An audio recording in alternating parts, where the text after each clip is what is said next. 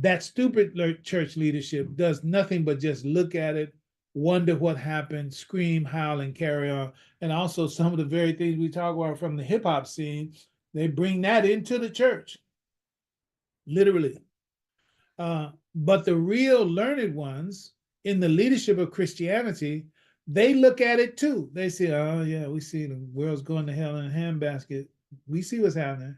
But then they also say, just like the government, they also say, leave it alone. Don't bother it. Don't mess with it. It has to be.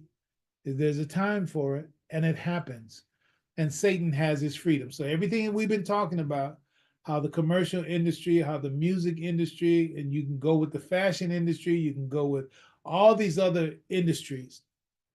They are serving their purpose to move to these extremes until it peaks and punctures the consciousness of the intelligent people who say, no, I'm not going to let society go to hell. So that very human nature that's oppressed by this circumstance that the government and the religious leadership has allowed, it wakes up and it does become something of a hero for, indeed, it does become a hero for, but it is becoming heroic in the problem, reaction, solution metaphor. It didn't come out naturally because it wasn't acculturated in a society that respected their nature as it should be respected under God, but it was done under a leadership that knows that that good, excellent human nature is there, but they weren't allowing it to have its natural cultivation by structuring a society that feeds the natural cultivation of that potential. They just hold it at bay until they need it to come out in order to protect their order such as it is, and again, save it from the depth that it may fall to and bring it up to another level, but then start the game all over again. All right. And so there's generations of human nature still there and present, but then the acculturation that happens once things are restored, quote unquote, it's still restored on another level, but the people are still in a constant cultural consensus trance, still in shared hallucination, still in social consolidation. It's like go back to sleep, right? But we're on a higher level now. And yes, human beings have a higher order, but it's still not free to become under God's design what it should be because we're using the Heliopolis principle. We're not letting you go according to nature.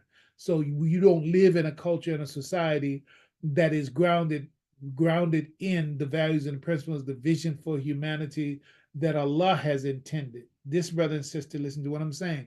This is why Allah has ordered us, well, takum minkum ummatin yad'una ila al-khayr. See, it's not going to be straight. We're not going to be saved from it. We're not going to be able to save our children and our wives and our husbands from the grips of this culture if we don't have an alternative culture that creates a different cultural consensus trance in a positive way, a different shared hallucination in a positive way, a different social consolidation in a positive way, because that would mean that inside of our unconscious makeup, we are being driven by those values that are in touch with and that are nurturative to our original human nature so that it can flower as it should and be expressed in institutions. But you can't get that until you create your own walled garden that is designed to cultivate that very thing in you. That's what we're not doing. And so the artificial adoption, I have to speak to that. The artificial adoption of cultural artifacts of Muslims from other countries and other societies, those things came out of the culture that acculturated them. And for you to adopt it from them is, I mean, come on. It's like it's not really, it's like me taking a plant that I cut the plant up and then I take the plant. It's a rose, it's this and whatever. And then I take the stick that I cut off the bush and I stick it in the ground. I stick it in the ground, cover up so it can stand up. Stick it in the ground. And you think that's real, that's actual, that's natural, that is going to grow and is going to survive? No. It's the same way when you artificially attach yourself to somebody else's expression in al-Islam of culture, and you think that that is al-Islam. No, that's a problem. Let there arise out of you, from your nature, from your situation, from your location, from your geography, from your historic connection. Let there arise out of you. Then what you're going to do is cultivate one that is good for your forward going and for your future and for your stabilization and for your establishment. Until you do that, you're just imitating somebody else. Looks good, sounds good, fine. It's like, but how do you feel about somebody? I went to see The Temptation in the Four Tops. My wife and I had a great time remembering the great Temptation songs and the great Four Top songs, etc. And you're judging how well he did that song and how he did that song. But it ain't nothing like the original. It ain't nothing like but you enjoy it, paid money, good money for it. And yeah, because you could play back in your head. Yeah, that's the part that David would normally be saying. And he would say it like this. And then, well, he did pretty good, but you ain't even analyzing it like that. You're just enjoying your memory, taking advantage of what's going on the stage to relive your sentimental attachment to those, right? So that's fine, but ain't nothing like the original, right? So you can imitate something, but it ain't nothing like the original. So yes, you do have to I can't avoid it. You do have to get back to the original man. When you get to the original man, then that's the human nature that Allah intended for you, and cultivate it by having your own apparatus that's true and conducive to your intrapsychic needs. That's how you're going to become the real human being that Allah created you to be. Everything else is imitation. It can sound good, feel good, etc., but that's not sustainable for your existence in the future. All right. And so what happens? All of this strategy happens, release the hounds, release Satan, unredeemed, blah, blah, blah. Then what happens? Remember, problem, reaction, solution. What happens is a hero is born out of it, right? Then they come with the logic of Heliopolis, and then they get control. So after the problem, and then there's the reaction, and then from that reaction, they take control again because the world is asking for a solution. Oh, help us. Oh, save us. Look at this terrible this and it's terrible that. Look at they're doing this and they're doing that. Somebody please do something to help us. The Heliopolis crew has already set that up. Oh, we've been waiting for your call. It's like one of the Mission Impossible things. Okay, we're going to set up a situation. We're going to spring the fire alarm. And when the people call for the ambulance, when they call for the fire engine, we're the ones to pick up the call. Yes, ma'am. I can help you. How is it? Oh, yeah, there's a fire. Oh, okay. We'll be right there. And they were the ones that started the fire. They were the ones that pulled the alarm, etc. And so when that one that comes, they call it a victory for Christ.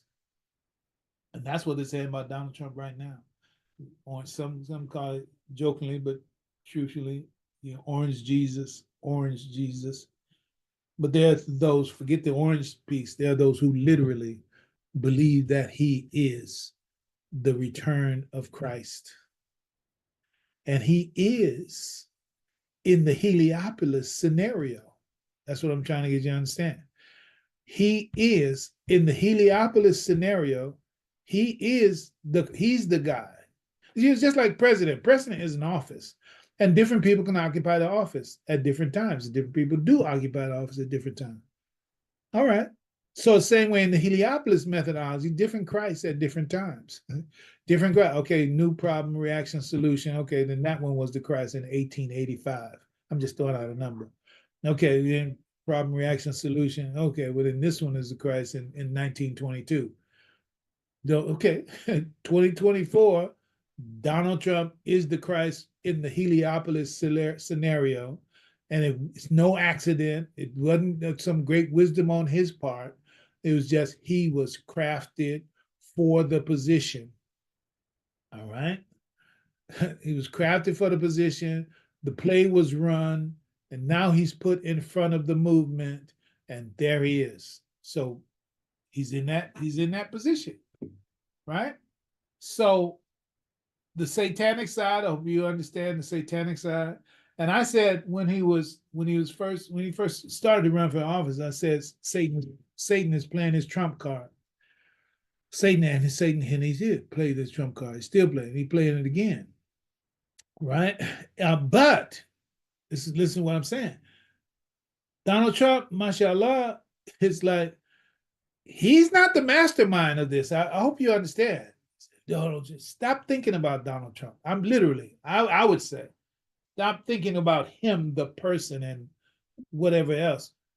Here's the thing. Just like in the song by the girl, right? Taylor Swift. The mastermind, the mastermind is they're behind the scenes. It's like he's not the mastermind, but he's the right figurehead. And in one of those lines, let me go ahead and go back to it real quick. Yeah, here's the line right here. I said, if you fail to plan and you plan to fail, strategy sets the scene for the tale. I'm the wind in our free-flowing sails. Here's critical thing to understand. Right? There's so much to it. But the idea is that there's a poem. You can look it up. It talks about the wind can blow east, the wind. This is not exactly the terms at all. But he said the wind can blow east, the wind can blow west, the wind can blow from whatever direction. It's like if you have a direction, if you have an aim, if you have a goal that you're trying to reach, if you have a place that you're trying to go, it doesn't matter which way the wind is blowing. What matters is the way you set your sails, the way you set your sails, right? Let me remind you again what Carter G. Woodson, the founder of Negro History Week and the author of Miseducation of the Negro, where he says, for those people who weren't doing for themselves before a change in office or whatever, after the revolution, no matter who sits in the chair, it doesn't matter for those people who haven't been taking care of themselves or doing what they should have been doing before. They don't have any more when it started than when it's concluded. I know I savaged that quite a bit. The point is that, okay, what difference does it make really to you? I mean, in the real concrete sense, yeah, we finally got Donald Trump. We finally got whatever, Barack Obama. Okay. So let's look at what we got. What do we get? What we got? What we got that's different? What we got that's different from 2008? Let's just go with that. 2008. Well, what we got? So it's like,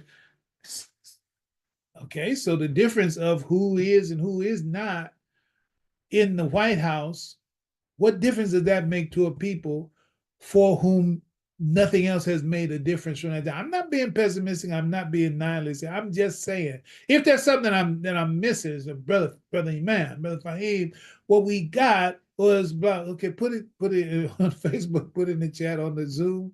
What do we have?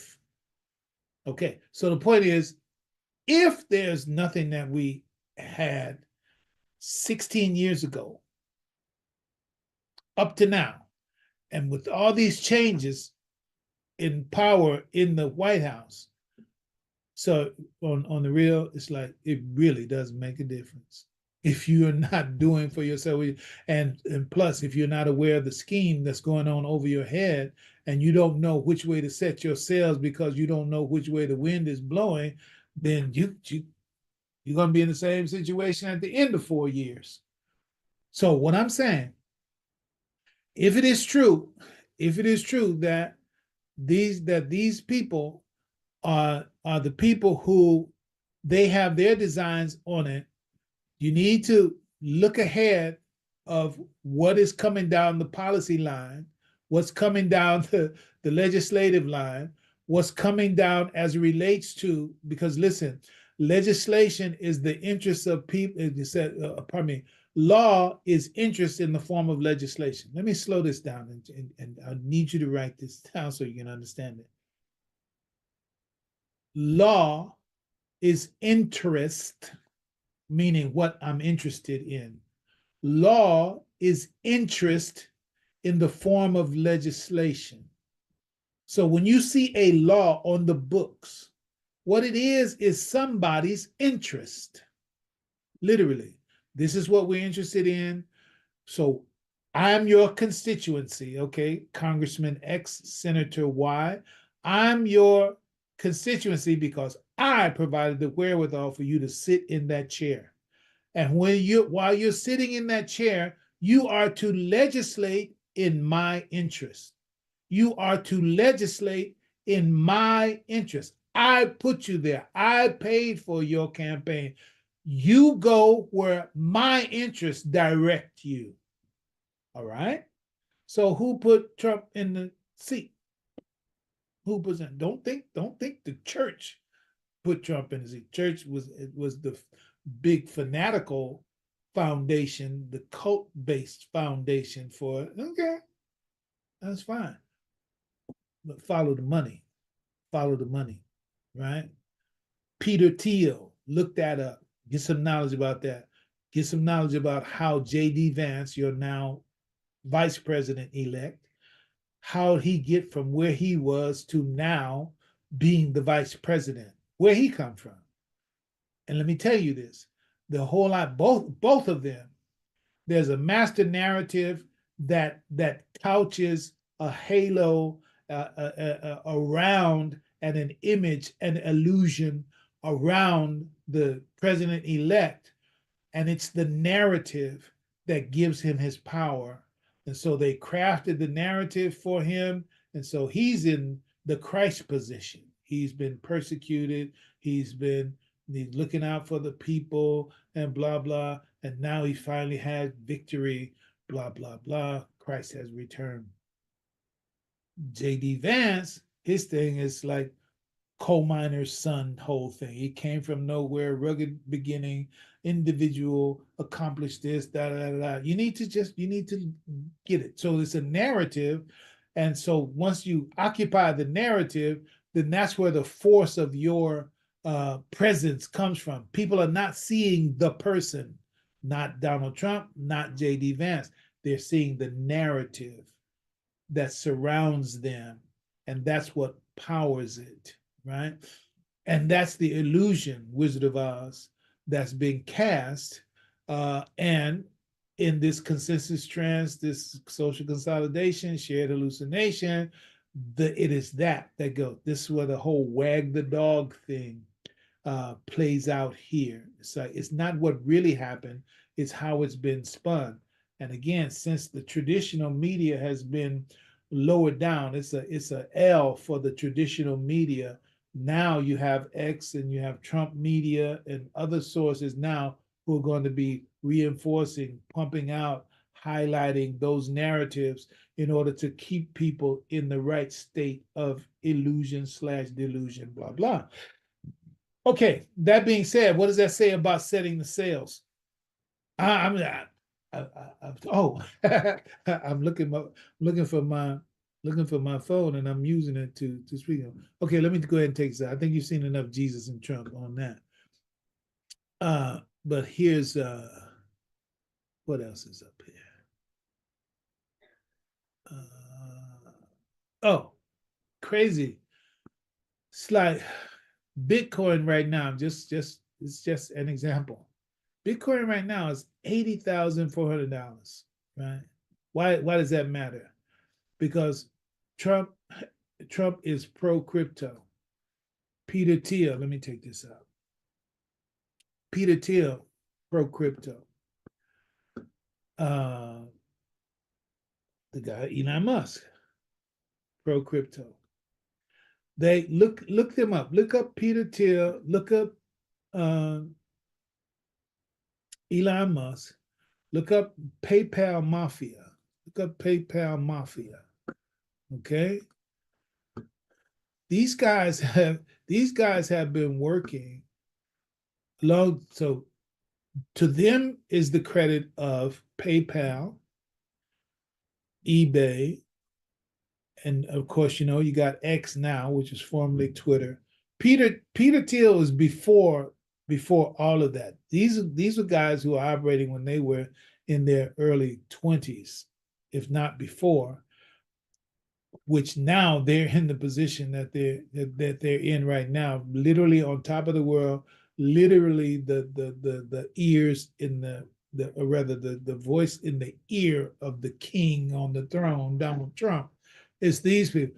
Peter Thiel introduced J.D. Vance, walked him by hand to introduce him to Trump, and Trump had no idea who he was and whatever.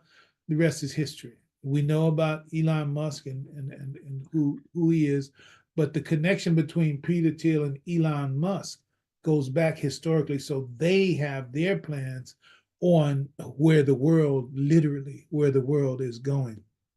So the point is, if they are going to be pro crypto, you should be paying attention to what's happening in crypto, right? It's just it's a big thing. So the point is, how are you setting your sails for it? Are you going to spend 4 years fuming about, man, them old white folks, man, come on, get off of it. Get in your boat, set your sails, and go in the direction that things are going, with your morals intact, with your values intact, with your vision intact. Imam Muhammad, when he talks about it, I'm really winding up right now. Imam, he said, my hope is not in America. My hope is beyond America. I have a hope that will outlive America.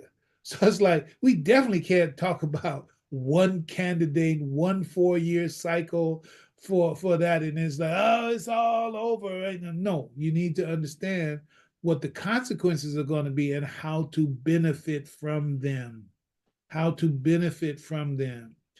Have you heard the Koreans' complaint? I wonder what the Korean complaint about Trump is.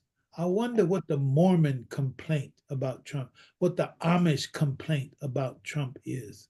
And what about the others, whatever, who are self-sustaining and independent in their vision and in their wealth resources? What do they feel about it? Some of them say, hey, most of them on the wealth side of it, yeah, wow, it's time to go. They're ready to rock, and they are rocking. So that's going to be it. That's going to be it for me right now. There's so much more to be said, but we'll tell you. Oh, Peter Thiel is TH. I think it's THIEL or something. Yeah, THIEL. All right, so let's go ahead and take a few minutes. We will take up to going up to 12 o'clock with comments, feedback from you if you like.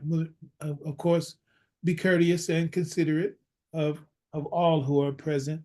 But as far as my formal presentation, that ends now, and I thank you for your presence. Assalamu alaikum. Go ahead, Abdul Shakur.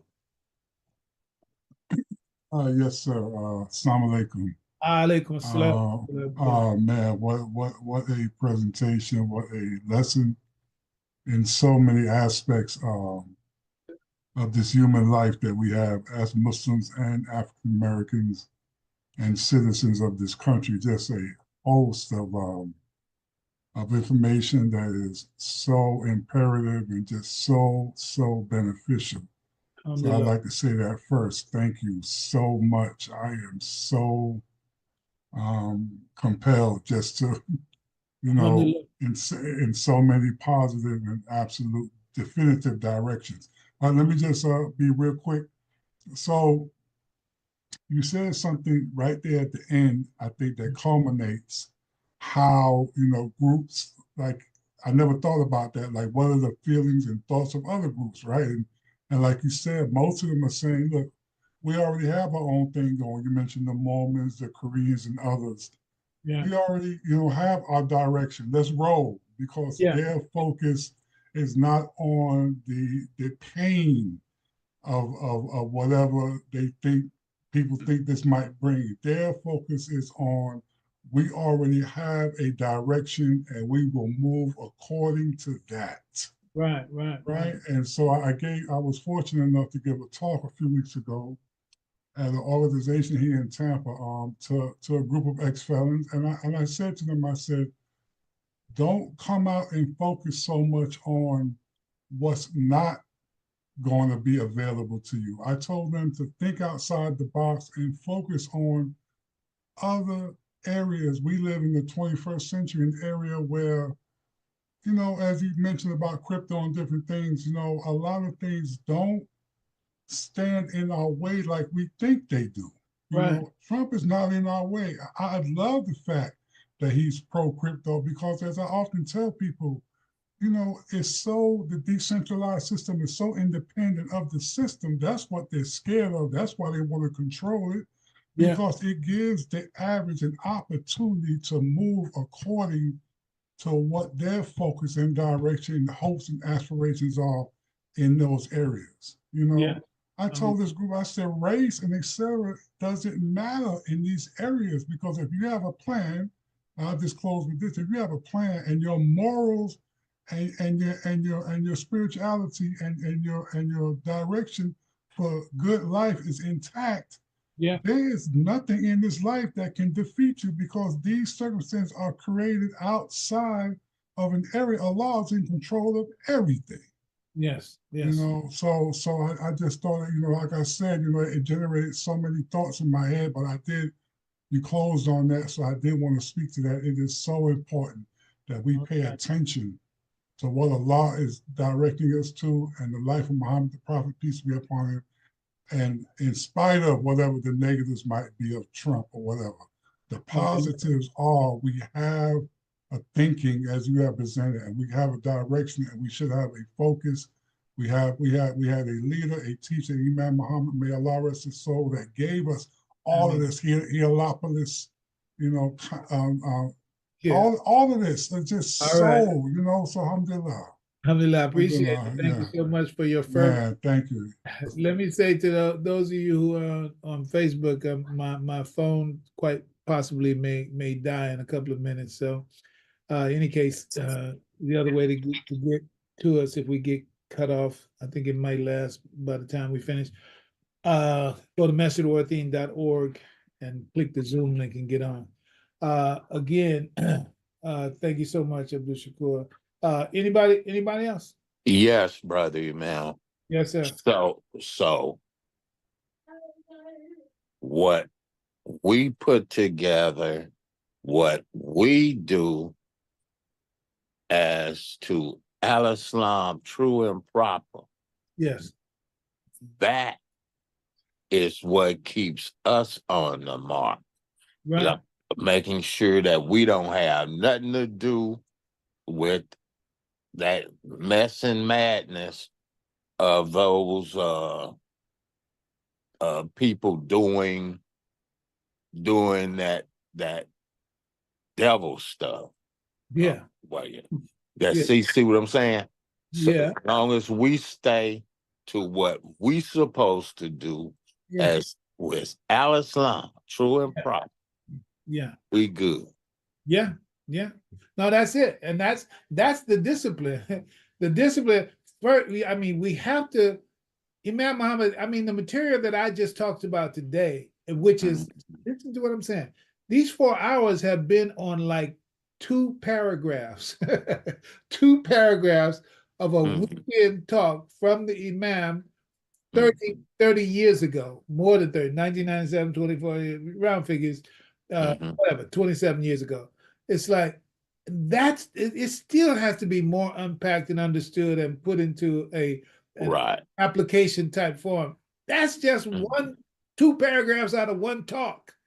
Wow. And then we have 33 years, 33 mountain ranges of material. So I'm getting too much soapboxy right now, but not soapbox. Yes, kind of soapbox. Y'all got me. Okay. Anybody else? Thank you, Aziz. Alhamdulillah. Anybody else? Alhamdulillah. Hey, ma'am. Assalamu alaikum. Hey, Jerome. Assalamu alaikum. How you doing, man? Very good, brother. And yourself? I'm wonderful. Alhamdulillah. Good. Good. I just want to say, in conjunction with what you said, and I don't need to add a lot. There's nothing for me to add but to keep listening. But it's been very apparent since Trump even started, even back in 2016. I think what those who are in power are most mad about is that he tells. If you listen to him, he tells you the whole story. He Yeah. gives you the script. All you got to do is listen. He tells. He can't stop talking. He loves to tell. And along with the recipe that you're giving and listening to him, there's no way that we can blame anybody if we don't know how to bake that cake. That's good. There you go. There you go. Okay. Yes, Thank you, sir. man. I thank you. Thank you. Okay. Yes, sir. Anybody else? We are gonna be here till 12, so you can take your opportunity because this mic is open. Or I can move on about my day if that's how everybody's feeling. So I'm on. You're muted. I see your lips moving, Imam, but you must be muted. All right, I got it. Yeah, you mentioned bread and circus. Was that the phrase Yeah. you used? Bread and circus. I think it might even be bread and circuses, but it's bread and circuses. Either circus or. Is that a book or is that something? It's a political strategy. It's a political strategy, man. When people start getting upset, then give them more bread and give them some entertainment. I So see. you distract them with the entertainment, put a little something in their belly, and you'll go back to sleep, right? Okay. That's the other thing, of course, to speak of music, right? Said music soothes the soul of the savage beast, right? I think it's something like that, right? And Yeah. so they know that music is a strategy for calming and distracting the beast, which is considered the masses of the people. They are considered the beast. We are considered the beast. Beasts of burden and beasts that threaten the order that they define for themselves as human. Brenda, you trying to get in and say something? Yes, sir. Assalamu alaikum. I want to know. How stays down in Texas? Oh, Texas is fine. Texas is fine. I got all kind of love showered on me by the family. Alhamdulillah. we miss you already. Go ahead. You know I miss horrid thing. Okay. Will we be able to get any of the handouts? I got some. Wasn't able to get screenshots of everything. Some of them. I don't know how. No. How we do that. Okay. I'm gonna give. Will this be online somewhere? Again. Yeah. The narrative is already online, and okay, it's going to be posted at Facebook Live when I close out. Then I can just go back. I can go back to Facebook or either YouTube or somewhere and just watch it again. Yes, that's possible too. Okay. One that has all the material on it. It's going to be a couple of days. Okay. No rush. And thank you. Excellent. Thank you. Thank you. Give the greetings to everybody for me. Absolutely. All right. Go ahead. Anybody has a comment? Yeah, ma'am. Could you make a connection real brief with 2025 and those some of those policies? I saw it when Imam Fareed. Yeah, that's why I brought it up, man. But it's kind of like, man, that's a whole ocean, man. Yeah, I know.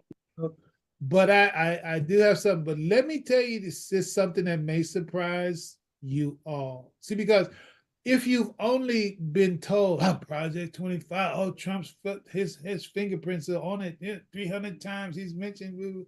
Yeah, so that's a part of that FUD. That's a part of the fear, uncertainty, and doubt. That's a part of the people. Don't go there. Don't get. He's gonna get you. I did an analysis in the way that I do analysis, and yes, I did use Chat GPT. It's a tool. Learn how to use it. It's a wheel. It's fire. You just gotta learn how to use it or get left behind. I'm just saying. So I did an analysis, and I'm telling you, when you look at the positives themselves, let's not talk about the individual intention and the hidden motivations of the. Yes, people do have hidden motivations, even when they tell you good things and right things. Okay, fine. They plan, Allah is already playing, Allah is the best of planner. Okay, fine. That in 2025, I put the question to the AI. It's like, how is this? what in this agrees with al-Islam. Now, chat, say whatever you will. You understand? You got to have your own mind, but you got to understand this: the data that is the Quran and the data that is the Hadith. It's a database. Hadith is a database. Quran is a database, right?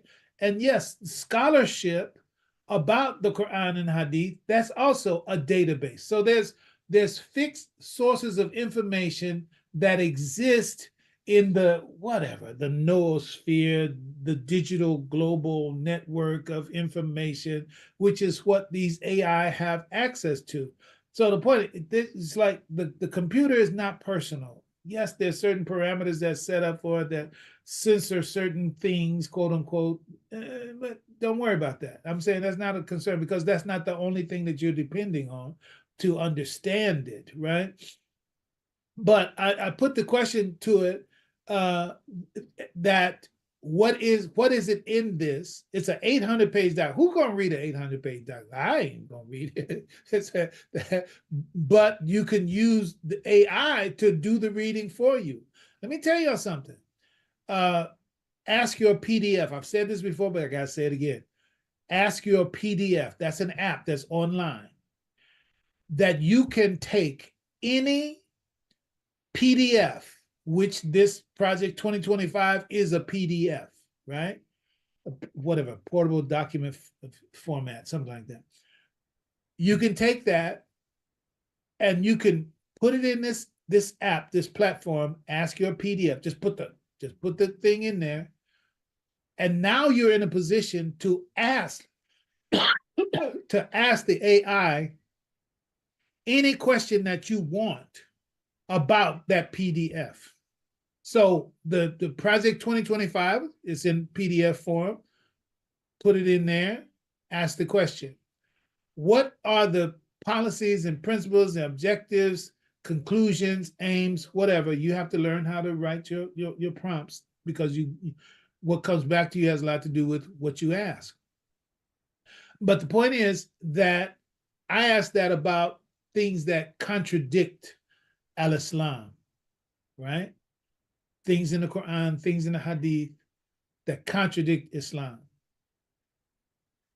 I don't think there was a thing. And I'm talking about, I use my brain. You understand? Y'all know that. I use my brain. So don't think that, oh, he's just going with what the chat said. No, don't do that. Don't disrespect yourself by saying that.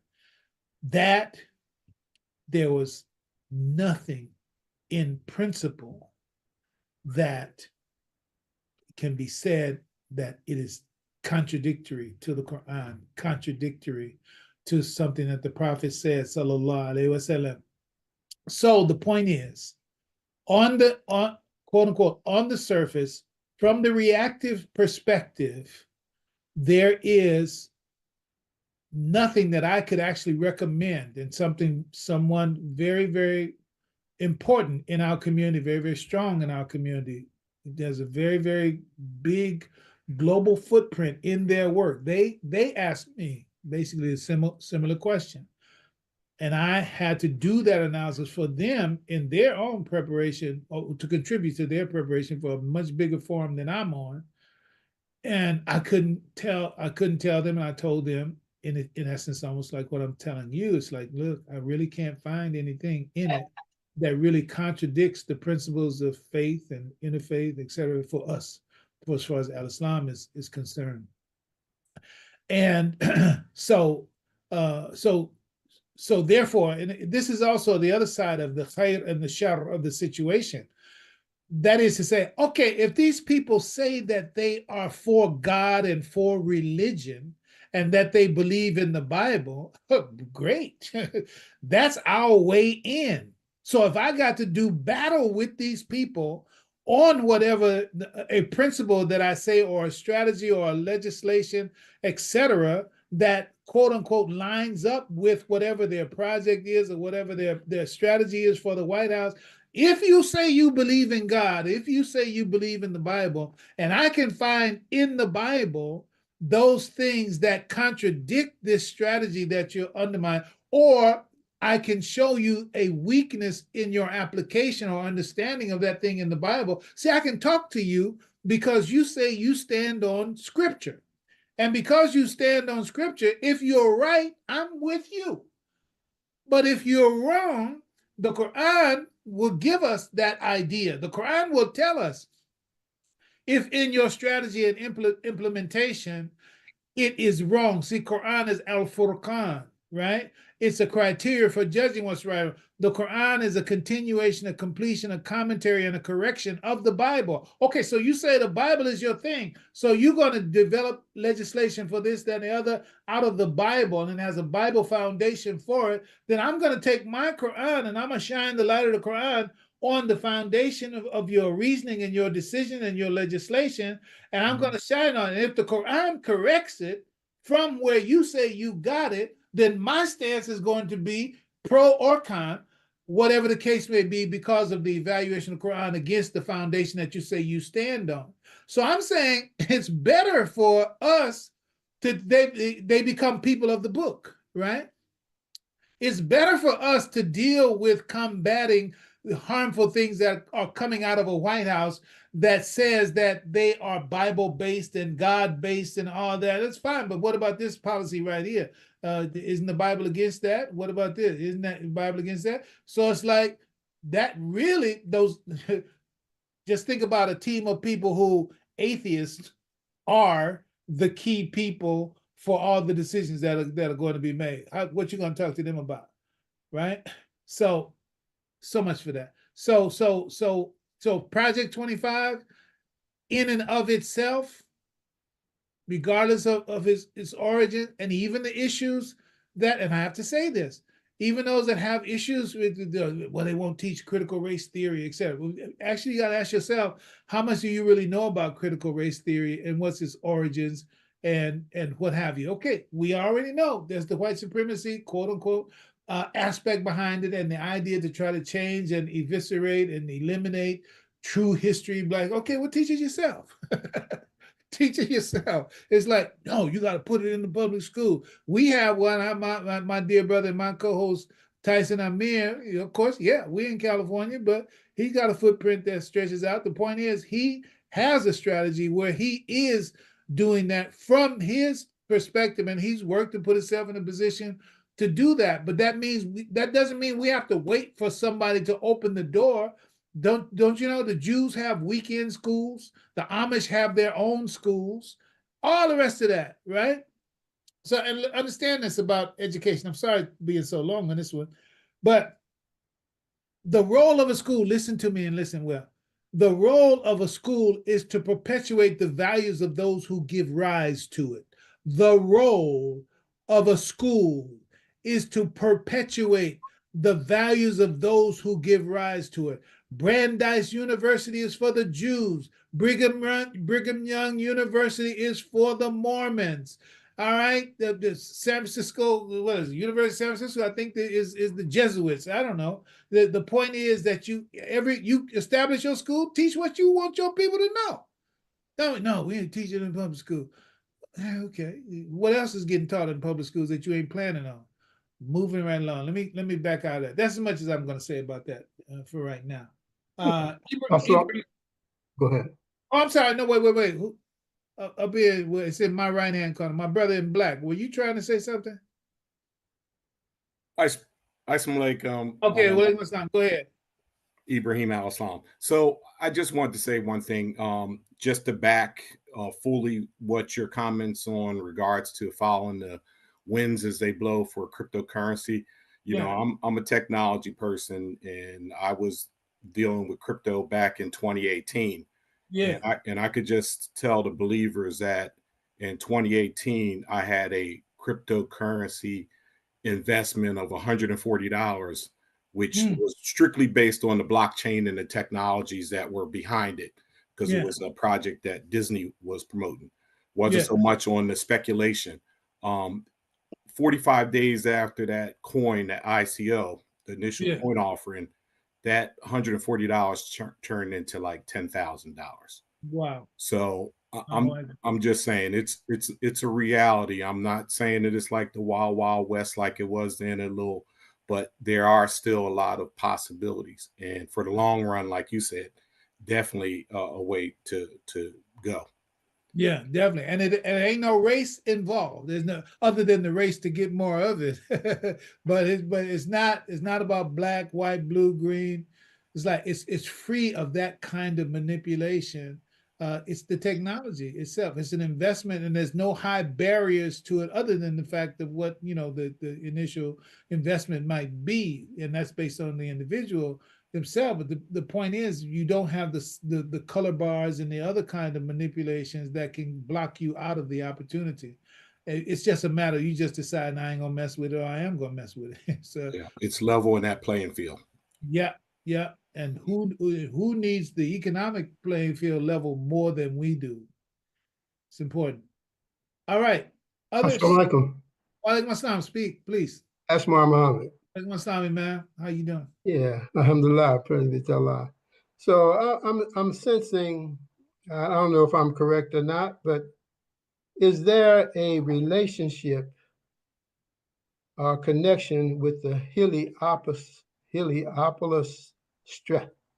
strategy and this the story, the overall story, and you have at least that I'm noting here at least 3 perspectives on the story of Jesus. And that's the conclusion of it. Okay. Well, then I'm saying that that there's the Palestinian version connecting Jesus Christ to Palestine, and then there's the European version connecting Jesus to the European.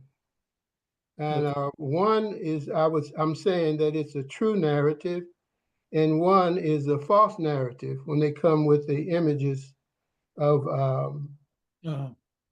Jesus in the European image. So it seems like the whole thing is just to, put the falsehood in the place where truth should be. That's what Shaitan does. Okay. Then Imam brings us to the African American presented early on as the crucified Christ. Yes. Does that fit the scenario, part of the scenario, the Heliopolis strategy? It's just because of the name involvement. But it's not as direct as it relates to the individual. As it relates to the individual, yes. Let me put it like this: you have to, and I'm gonna direct you to Isabella Wilkerson's book Cast, and getting an understanding, and you can look in other sources too. But the idea of scapegoat, the more direct connection with Bilalians as the crucified Savior and the crucified Christ and scapegoat, that's more like it. Inside of America, that we become the scapegoat. We are what has been sacrificed for the support of the society as it is. That part of the connection is there, but it's less out of the governmental order that we're talking about, releasing the undomesticated instincts in order to gain more control over it. There's not the same thing directly there, but that's another aspect of the crucifixion of Christ dimension, which is it's the same name, but it's a different game when you talk about it that way. Okay. Right. Thank you. All right, y'all. We're at the 11:59th hour. I thank you so much for spending this time, and inshallah, I think your presence is is an illustration, so I don't have to ask you if you thought it was beneficial. I don't know anybody that spends 4 hours doing anything if there's no benefit to it. So alhamdulillah, I thank you. Your presence is a blessing. I am an extrovert, so I get energized by the more being there. That's where my energy comes from. So thank you all. May Allah guide us to the best. And if you find some insights that you think I could benefit from, and that is some directions that you would like to see me trace out and follow forward on some of what we've said or anything that we said today, to go ahead and send it to me. Sabilillah, Joel, if you want, I want to give props to Joel, Imam Joel out of North Carolina, who's been my co-host. He's been riding shotgun. He was ready to blast. If anybody went off, he was ready to blast you. So fortunately, he didn't have to, but he kept it cocked and ready. Joel, what's happening? Yes, Is your Alabama playing today, man? we won last night. So Oh, good. so Good we for good. you. Allahu Yeah, Akbar. Allahu And Akbar. it's always my pleasure, brother. You know that. So, All right. let me say that every time somebody went out, because I had it open so I could see when the mic was open, and as soon as they made a sound, before I could get to it, they made a sound. So I was trying to make sure you weren't disrupted, because I was listening attentively, just like everybody else. And thank you, Imam. Alhamdulillah, and thank you, Imam. All right, everybody, have a wonderful day. Make dua for me. Man, what's the email address? Because I tried to I'm sorry. message Yeah, all Joel. Joel, put my email address in the chat. But it is Sabilillah, SABILILLAH at AOL.com. Thank you. All right, thank you all. Assalamu alaikum. Alaikum assalam, brother. Have a great day. Thank you, brother Imam. Let's get it quick. We're going to close out. Assalamu alaikum. Alaikum assalam wa rahmatullahi wa barakatuh.